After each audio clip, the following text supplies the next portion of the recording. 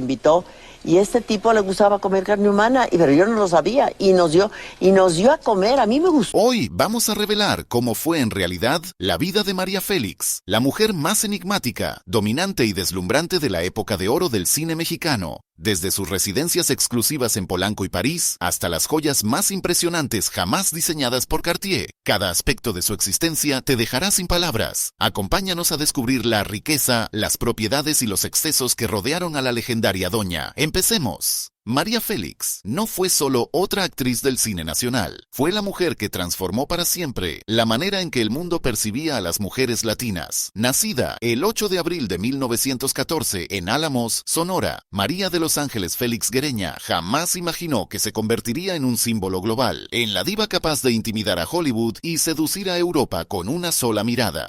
En plena época dorada del cine mexicano, cuando nuestras figuras brillaban en toda América Latina, España, Italia y Francia, María Félix se consolidó como la mujer más solicitada, más fotografiada y más admirada de su tiempo. Pero, ¿de qué magnitud era realmente su fortuna? ¿Cómo vivía la mujer más imponente y hermosa de México durante aquellos años dorados? Prepárate, porque las cifras y los detalles te van a sorprender. La fortuna de María Félix, distintas fuentes confiables coinciden en que, al momento de su fallecimiento, María Félix había reunido una fortuna estimada entre 30 y 60 millones de dólares. Para ponerlo en contexto, esa suma equivaldría hoy a un valor aproximado de entre 600 millones y 1.200 millones de pesos actuales. Una riqueza descomunal para cualquier época, y eso sin sumar el valor incalculable de su colección de joyas Cartier, que por sí sola alcanza decenas de millones de dólares. Como estrella de cine, María percibía cifras absolutamente extraordinarias. En 1945, cuando la revista México Cinema publicó la lista de los artistas mejor pagados del país, María Félix encabezaba el ranking por encima de todos. Cobraba 250,000 por película, mientras que Mario Moreno Cantinflas recibía 200,000, Arturo de Córdoba 100,000, Jorge Negrete 75,000 y Pedro Armendáriz 50,000. Si actualizamos esas cantidades, María Félix ganaba aproximadamente 5.200.000 dólares por película en los años 40. Basta imaginar el nivel de poder que tenía María Félix para cobrar más que todos los galanes y actores más influyentes de México juntos. Pero hay un detalle que revela aún más su temperamento indomable. En su primera película, El Peñón de las Ánimas, cuando todavía era una desconocida sin experiencia frente a las cámaras, María exigió cobrar 5,000 dólares. Los productores pretendían pagarle una miseria, como ella misma relató en su autobiografía, pero María, con la firmeza que la definía, se negó sin titubeos. Esos 5,000 dólares de la década de los 40 equivalen hoy a más de 114,000 dólares actuales. Otros actores que comenzaban, como Pedro Infante, no alcanzaron esa cifra sino hasta muchos años después de su debut. Y eso, solo por su trabajo en el cine mexicano. Cuando María conquistó Europa en los años 50, las cifras simplemente se dispararon. En Francia llegó a percibir hasta 30,000 francos franceses por filme, una suma que hoy equivaldría a entre 60,000 y 80,000 dólares. Para el productor español Cesario González, María recibió 400,000 dólares por la película Camelia en 1954, una cifra que él mismo calificó como excesiva, pero que defendió asegurando que la sola presencia de María Félix garantizaba ganancias seguras. Actualmente, ese monto representaría cerca de 8 millones de pesos contemporáneos, pero su poder económico no terminaba ahí. Las grandes marcas competían ferozmente por convertirla en el rostro de sus productos. María encabezó campañas publicitarias por las que cobraba entre 8,000 y 20,000 dólares, cantidades que hoy equivaldrían a entre 80,000 y 200,000 dólares por campaña. También se sabe que, en uno de los picos más altos de su carrera, María obtuvo más de 2 millones de pesos de aquella época por un solo comercial de tinte para el cabello. Era la imagen ideal, hermosa, sofisticada, imponente y profundamente mexicana, aunque con el refinamiento de una aristócrata europea. Más allá de la actuación, María Félix fue una empresaria inteligente y visionaria. Su cuarto esposo, el banquero francés Alexander Berger, le obsequió las ganancias de una inversión clave en el transporte colectivo de la Ciudad de México, nada menos que el metro. La empresa de Berger invirtió 1.630 millones de pesos, cuyas utilidades se repartieron durante 50 años en beneficio de María Félix. Además, era dueña de una cuadra de 87 caballos pura sangre, con los que obtuvo importantes ganancias y reconocimiento internacional en Francia. Las propiedades de María Félix. La historia de María Félix comenzó en una vivienda modesta de Álamos, Sonora, donde nació el 8 de abril de 1914. Sin embargo, muy pronto el destino la llevaría a rodearse de lujos impensables en las ciudades más exclusivas del mundo. Cuando comenzó a triunfar en la Ciudad de México, una de sus primeras propiedades fue una casa ubicada en la calle Aristóteles número 127, en Polanco, donde residió hasta 1950. Se trataba de una residencia elegante, en una colonia que apenas empezaba a consolidarse como refugio de las familias más ricas de México. No obstante, esta casa pronto resultó insuficiente para sus ambiciones. La joya más impactante de todas sus propiedades en México fue, sin duda, su mansión en la calle Hegel, número 610, en pleno corazón de Polanco, entre Campos Elíseos y Tres Picos. Esta residencia fue construida en 1956 especialmente para María por su cuarto esposo, el banquero francés Alexander Berger. El arquitecto Mario Pani, responsable también del Conservatorio Nacional de Música en Polanco, fue el encargado de diseñar esta obra excepcional. La casa de Hegel 610 era, en todos los sentidos, un auténtico palacio, con 470 metros cuadrados de construcción sobre un terreno original de 1061 metros cuadrados. La mansión exhibía un estilo afrancesado verdaderamente impresionante. Su fachada estaba revestida de recinto y cintilla de tabique con relieves que evocaban las serpientes dibujadas por Diego Rivera para el Anahuacalli. El interior superaba cualquier expectativa. Amplios salones con pisos de mármol europeo, columnas francesas, enormes candelabros de porcelana de Sèvres colgando del techo, tapicería de seda, detalles en madera y oro, y muros que parecían un museo, decorados con tapices vibrantes y obras de arte de valor incalculable. Entre los tesoros más impresionantes de la residencia se encontraba una cama de plata creada por el artista Diego Rivera, autorretratos de Leonora Carrington, cuadros de Silvia Pardo, donde María era representada como una deidad mítica, además de muebles franceses estilo Luis XV que María coleccionaba con verdadera devoción. La casa también disponía de una biblioteca, chimenea, vestidores que parecían auténticos museos de joyas, jardines poblados por pavos reales y áreas de servicio totalmente independientes. María habitó esta casa durante más de 50 años y allí falleció el 8 de abril de 2002, exactamente el día en que cumplía 88 años. En la actualidad, esa propiedad ya no existe, fue demolida en 2014 y en su lugar se levantó un complejo habitacional. Pero si hubo un sitio donde María Félix encontró paz y plenitud, ese fue sin duda su finca en Tlalpan. Esta hacienda de estilo colonial que María adquirió en 1948 llevaba por nombre Catipoato, que según ella significaba Casa de la Felicidad en lengua tarasca, con 2.000 metros cuadrados de jardines, salón de eventos, bar, biblioteca, 4 recámaras con vestidor y baño, 6 baños adicionales, chimenea, terraza con vista al jardín y una decoración dominada por pavos reales. Esta propiedad fue el escenario de la boda del siglo, cuando María contrajo matrimonio con Jorge Negrete el 18 de octubre de 1952. Más de 500 invitados asistieron a aquella ceremonia que fue transmitida por radio a toda América Latina. Entre los asistentes se encontraban Frida Kahlo, Diego Rivera, Octavio Paz, Dolores Olmedo y las figuras más influyentes del cine, el arte y la cultura mexicana.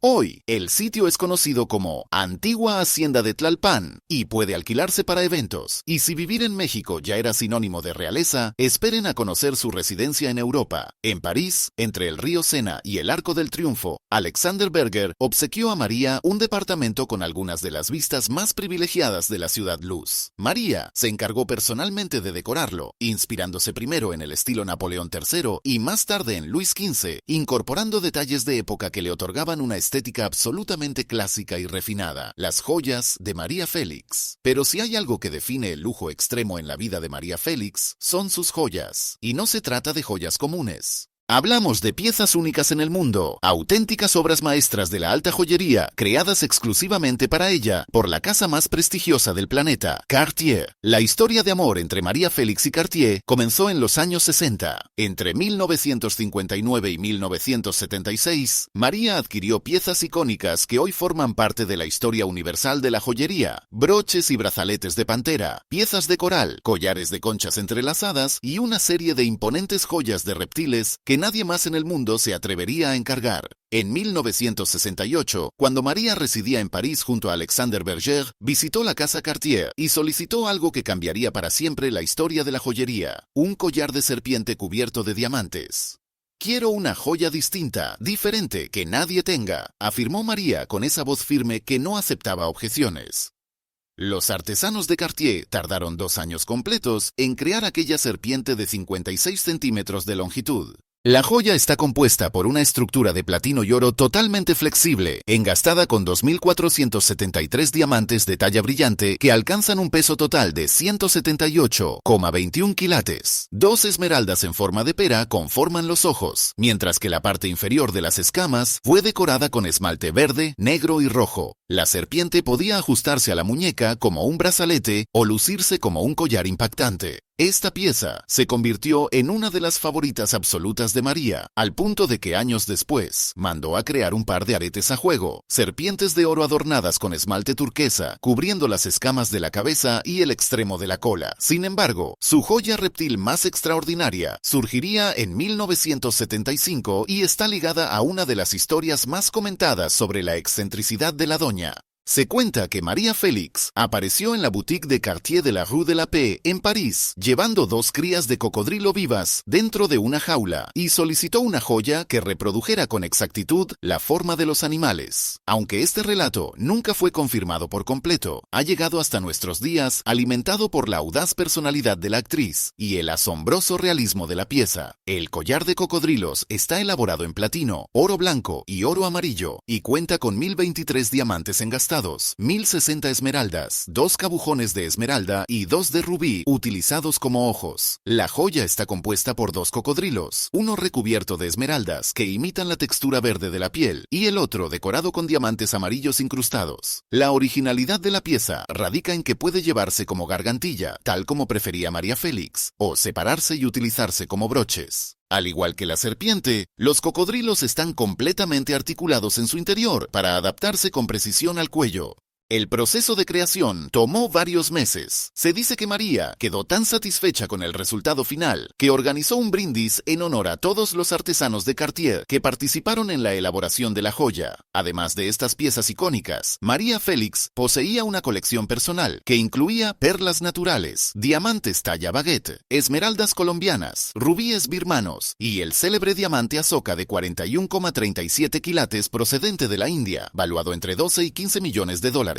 También fue dueña de un collar de esmeraldas que Jorge Negrete le regaló como obsequio de bodas, valuado en 300,000 pesos de la época, aunque el charro cantor falleció antes de terminar de pagarlo, lo que provocó un escándalo legal que se prolongó durante años. Cuando María Félix murió en 2002, las joyas que le pertenecieron fueron puestas a la venta. La subasta se llevó a cabo en Nueva York y las piezas, entre ellas los famosos cocodrilos y la serpiente de cristal, fueron adquiridas por sus creadores. La casa Cartier pagó 20 millones de euros para recuperar estas joyas emblemáticas, al igual que los vehículos de lujo de María Félix. La actriz sentía una pasión especial por los automóviles más elegantes y exclusivos de su tiempo. Todo aquello que simbolizara distinción, clase y poder la atraía profundamente, y como tenía los recursos y la personalidad para satisfacer esos gustos, su colección de vehículos era digna de una reina. El primer automóvil que consolidó su imagen como estrella del cine fue un Jaguar Mark IV de finales de los años 40. Este vehículo no era un auto de lujo cualquiera, representaba una auténtica obra de arte de la ingeniería británica, con carrocería artesanal fabricada a mano por los mejores maestros de Inglaterra. El Jaguar Mark IV estaba equipado con un motor de 6 cilindros en línea de 2.5 o 3, 5 litros según la versión, capaz de alcanzar velocidades impresionantes para su época. María fue fotografiada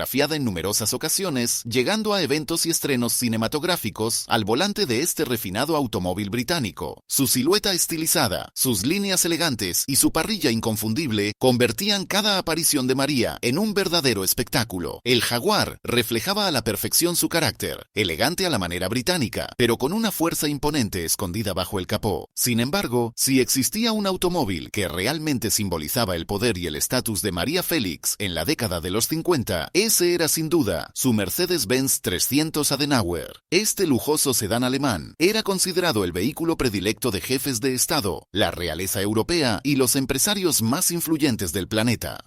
El modelo adoptó el sobrenombre de Adenauer debido a que el canciller alemán Konrad Adenauer, quien gobernó la República Federal Alemana entre 1949 y 1963, utilizó al menos 6 Mercedes 300 distintos durante su extenso mandato. El Mercedes-Benz 300 fue presentado oficialmente en el Salón del Automóvil de Frankfurt en abril de 1951 y captó la atención mundial de inmediato. Se trataba del automóvil de producción alemana más grande y veloz de su época. Contaba con un motor de 6 cilindros en línea de 3 litros, equipado con 2 carburadores Solex, que le permitían desarrollar una potencia de 115 caballos, alcanzando velocidades de hasta 160 km por hora. Incorporaba transmisión manual de 4 velocidades totalmente sincronizadas, frenos hidráulicos asistidos y suspensión independiente tanto delantera como trasera. Además del Jaguar y el Mercedes, María también fue propietaria de un Cadillac convertible blanco de los años 50. Este automóvil estadounidense, de líneas espectaculares y dimensiones imponentes, era ideal para asistir a estrenos cinematográficos y eventos sociales de alto perfil. El Cadillac de esa época representaba el sueño americano y el lujo ostentoso de Estados Unidos, con sus enormes aletas traseras inspiradas en aviones de combate, abundantes detalles cromados y un potente motor V8. María lo utilizaba especialmente en ocasiones donde deseaba causar un impacto visual inmediato. El Cadillac blanco convertible con María Félix al volante, su cabello negro moviéndose con el viento y sus joyas Cartier brillando bajo el sol, era una imagen imposible de olvidar para quien la presenciaba. Pero la pasión de María Félix no se limitaba únicamente a los automóviles. En Francia y México llegó a poseer una cuadra completa de 87 caballos pura sangre, con los que obtuvo importantes ganancias y reconocimiento internacional. María era una gran aficionada a la equitación, pasión que desarrolló con mayor intensidad durante su matrimonio con Alexander Berger. Los caballos pura sangre simbolizaban otra forma de lujo y distinción, especialmente en los círculos aristocráticos franceses, donde María se movía con absoluta naturalidad. Sus caballos competían en las carreras más prestigiosas, y María asistía a estos eventos luciendo piezas de alta costura y joyas deslumbrantes, siempre rodeada de la élite europea. El vestuario y la alta costura. Si las joyas de María Félix eran extraordinarias, su forma de vestir no se quedaba atrás. María no solo se vestía, construía una auténtica obra de arte cada vez que aparecía en público, utilizando creaciones de los diseñadores más influyentes de la historia de la moda internacional. La Fundación María Félix, con sede en Miami, ha conseguido reunir más de 800 piezas de su vestuario cinematográfico y otras 600 pertenecientes a su guardarropa personal. Esto ofrece una idea clara de la dimensión real de su legado. No estamos hablando de una mujer que adquiría ropa en cualquier tienda exclusiva. Estamos hablando de una auténtica diva que contaba con acceso directo a los ateliers de los más grandes maestros de la alta costura europea. María Félix fue vestida por Christian Dior, Cristóbal Balenciaga, Coco Chanel, Givenchy, Yves Saint Laurent, Valentino, Jean Dessès, Pierre Cardin, Alstom y Hermès. Cada uno de estos nombres simboliza la cima indiscutible de la moda internacional. Cuando María caminaba por las avenidas de París o hacía su entrada triunfal en un evento en la Ciudad de México, llevaba piezas irrepetibles, diseñadas exclusivamente para ella por estos titanes del diseño. Entre las joyas más emblemáticas de su guardarropa se encuentra la capa de plumas de pavo real verde con forro interior de chifón que Christian Dior confeccionó para ella en 1974. Aquella capa no era solo una prenda, era una proclamación absoluta de poder, presencia y elegancia. Las plumas de pavo real, teñidas de un intenso verde esmeralda, estaban dispuestas sobre una estructura que permitía que la capa se desplazara como una cascada viva de color y textura. El interior de chifón aseguraba comodidad, mientras María portaba aquella obra maestra. Esta pieza, por sí sola, vale una fortuna y es considerada una de las creaciones más importantes de Dior durante la década de los 70. Otra creación legendaria es la célebre capa rosada diseñada por Cristóbal Balenciaga. Este diseñador español, considerado por muchos especialistas como el mayor creador de alta costura de todos los tiempos, vestía a la realeza española y a las mujeres más distinguidas del planeta. El propio Christian Dior afirmaba que Balenciaga era el maestro de todos ellos. María Félix tenía el privilegio de poseer piezas únicas de Balenciaga en su armario. Y aquí surge una anécdota que retrata a la perfección su carácter. En 1959 fue invitada al Festival de Cine de Venecia para promocionar la película Sonatas. Para esa ocasión, eligió un vestido impactante de Balenciaga, uno de sus diseños más recientes. Las fotografías de María con aquel vestido y un pañuelo de gasa flotando en el aire se volvieron célebres en la prensa internacional. Era una imagen convertida en sinónimo de elegancia absoluta. Sin embargo, años más tarde, María decidió volver a usar ese vestido y, sin dudarlo, lo transformó. Eliminó las mangas 3/4 originales y amplió la cintura. Increíble pero cierto. Una pieza única de Balenciaga modificada por puro deseo de María Félix. La tela era imposible de reproducir y el diseño original quedó completamente alterado. Pero así era María. No se detenía ante nada ni ante nadie, ni siquiera frente al genio indiscutible de Balenciaga. Para la ceremonia en la que recibió el premio Ariel de Oro en 1986, María apareció con un conjunto deslumbrante, chaqueta de lentejuelas negras y cristales bordados sobre encaje francés, pantalón negro de seda y una túnica de raso blanco. Esta creación reflejaba la elegancia atemporal que María conservó hasta sus últimos años como figura pública. Los zapatos de María Félix también guardan su propia historia de lujo. El legendario diseñador de calzado, Roger Vivier, conocido como el Fabergé del zapato, creó decenas de pares especialmente para ella. Vivier era el zapatero favorito de la realeza europea y de las estrellas de Hollywood, y sus creaciones para María Félix alcanzaron tal importancia que algunos de esos zapatos se exhiben actualmente en el Metropolitan Museum de Nueva York y en el Museo de Artes Decorativas de París. No se trataba de zapatos comunes, sino de verdaderas obras de arte para los pies. Los sombreros de María también eran piezas excepcionales. Irene Karinska y Marcel Escoffier, dos de los sombrereros más prestigiosos de París, le diseñaron creaciones únicas para la película French Cancan de 1955, dirigida por Jean Renoir. Estos sombreros no eran meros accesorios, eran esculturas que enmarcaban su rostro perfecto. La casa Hermès, reconocida mundialmente por sus icónicos bolsos Birkin y Kelly, mantuvo una relación especial con María Félix. En 1995, Hermès publicó un libro conmemorativo en el que le dedicó una doble página completa. Además, la casa francesa confeccionó ropa especial, bolsos exclusivos y todo lo relacionado con su cuadra de caballos pura sangre en Chantilly, Francia. Este tipo de honor era reservado solo para las clientas más importantes y elegantes del mundo.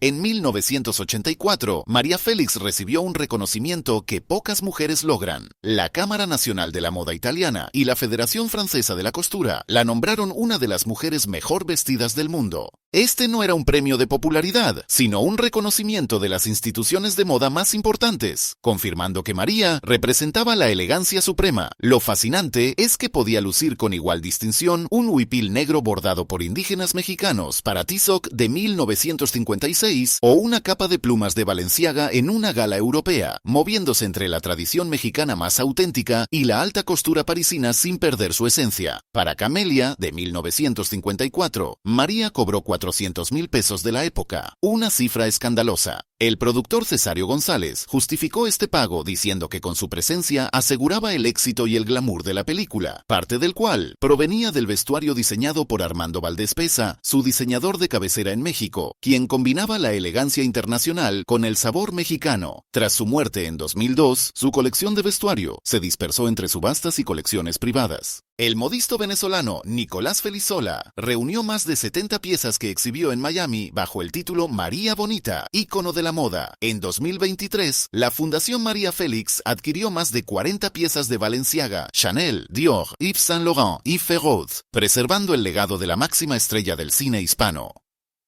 Su vestuario no era solo ropa cara, sino la expresión de una mujer que entendía que su imagen era parte fundamental de su poder. Cada vestido, capa, zapato y sombrero proclamaba que María Félix no seguía tendencias. Ella era la tendencia. Su estilo era muy definido, usando alta costura de casas como Christian Dior, Givenchy, Balenciaga, Yves Saint Laurent y Chanel. La mayoría de sus prendas eran hechas a medida y cada aparición pública generaba atención por la calidad de sus atuendos y accesorios. En la década de 1960, se convirtió en una de las figuras más fotografiadas a nivel internacional. Aunque recibió invitaciones de estudios extranjeros, eligió continuar su carrera desde México y consolidarse en Europa a través de proyectos seleccionados personalmente. Viajaba con frecuencia, pasando temporadas en París, Madrid, Buenos Aires y Roma, hospedándose en hoteles y residencias privadas. En Argentina, mantuvo contacto con personalidades influyentes y en Francia fue considerada para proyectos de directores como Jean Renoir y Luis Buñuel. En España, su trayectoria era ampliamente reconocida. Su presencia ayudó a posicionar el nombre de México en festivales y espacios cinematográficos internacionales. Además, mantuvo relación con escritores, pintores y artistas de la época, entre ellos Carlos Fuentes, Octavio Paz, Jean Cocteau, Diego Rivera, José Clemente Orozco, Leonora Carrington, Remedios Varo, Xavier Villaurrutia y Salvador Novo. El actor Isidro Olace destacó que María contaba con amplia formación cultural y gran facilidad para expresar ideas. Para ella, el concepto de lujo se relacionaba más con la libertad de elegir proyectos, el valor de la cultura y la representación de México en el extranjero, más que con objetos materiales. Su carrera se caracterizó por decisiones firmes y una identidad artística muy clara. Déjanos en los comentarios cuál te pareció la propiedad más destacada o el vehículo más relevante de su vida. Y si quieres conocer más sobre las figuras de la época de oro del cine mexicano, te invitamos a ver nuestros otros videos.